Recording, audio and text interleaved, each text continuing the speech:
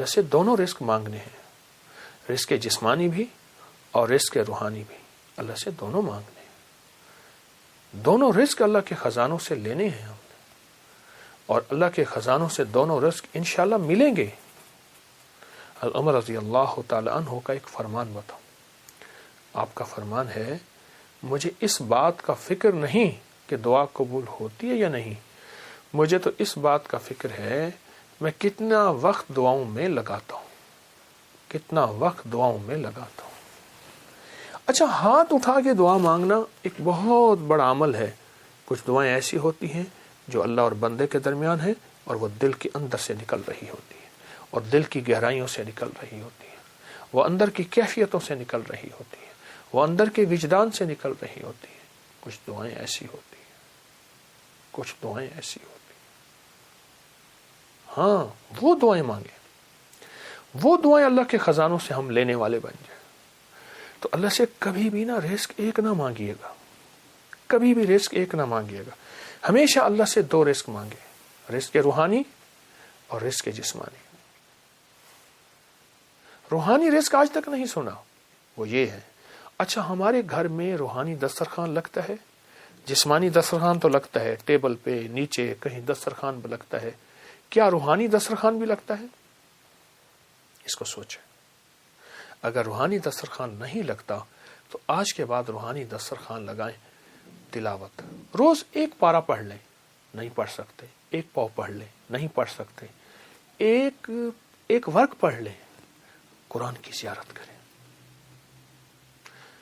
میں ایک مری میں ایک جگہ جانا ہوا تو وہاں انہوں نے کہا ہمارے گھر میں کسی نے جادو کیا ہوا ہے، ہمارے گھر میں مشکلات ہیں، مسائل ہیں، الجھنیں ہیں، ناکامیاں ہیں، پریشانیاں ہیں، بہت زیادہ پریشانیاں تھیں۔ تو اللہ پاک نے دل میں ڈالا، کشف وغیرہ کے دعوے تو کر نہیں سکتا۔ میں نے کہا آپ کے گھر میں قرآن کی بد دعا ہے، اور پھر میں نے انہیں ایک واقعہ سنایا۔ ایک بہت بڑے درویش تھے، وہ ہر سال ایک جگہ جاتے تھے، چند دن وہاں گزارتے، لوگوں کو اللہ اللہ سکھاتے۔ تو انہوں نے کہا حضرت ہمارے ہاں قریب ایک گاؤں ہے، بستی ہے، ان کے لوگ بہت پریشان ہیں، آپ وہاں بھی تشریف لے جائیں۔ وہاں گئے تو واقعی پریشان تھے لوگ، گھروں میں بیماریاں، جھگڑے، طلاقیں، تکلیفیں، مشکلات، بندشیں، مسائل رزق کے، گھر کے، اولاد کے، بہت پریشان۔ حضرت نے وہاں سے وہاں پہنچے تو غور سے سارے نظام پہ توجہ فرمائی، دیکھا۔ آپ نے فرمایا تمہارے گھروں میں میں قرآن کی سسکیاں سن رہا ہوں، اور قرآن کی بد دعائیں سن رہا ہوں، اور قرآن کی بد دعا بہت سخت بد دعا ہوتی ہے، اور قرآن کی بد دعا سے بچو۔ حیران ہو گئے کہ قرآن بد دعا دیتا ہے؟ فرمایا قرآن کی سسکیاں بھی ہوتی ہیں، قرآن کی بد دعائیں بھی ہوتی ہیں، اس سے بچو۔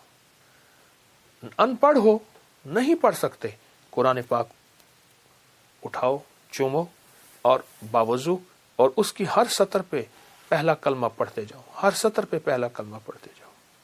اور اگر پڑھے ہوئے ہو، ایک پارہ پڑھ لو، آدھا پارہ پڑھ لو، ایک پاؤ پڑھ لو، تھوڑا پڑھ لو، زیادہ پڑھ لو۔ میری درخواست یہ ہے، اللہ سے رزق روحانی منوائیں، اللہ میری نسلوں کے لیے رزق روحانی عطا فرما۔ ان رمضان کی 19 رمضان کی ان معتبر، مبارک اور مقدس گھڑیوں میں اللہ سے رزق روحانی منوائیں۔ ہمیں دنیا کی کائنات کے خزانے مل گئے، رزق روحانی نہ ملا، ہم کنگلے ہیں، ہم یتیم ہیں، ہم مسکین ہیں، ہم مفلس ہیں، ہم در بدر ہیں۔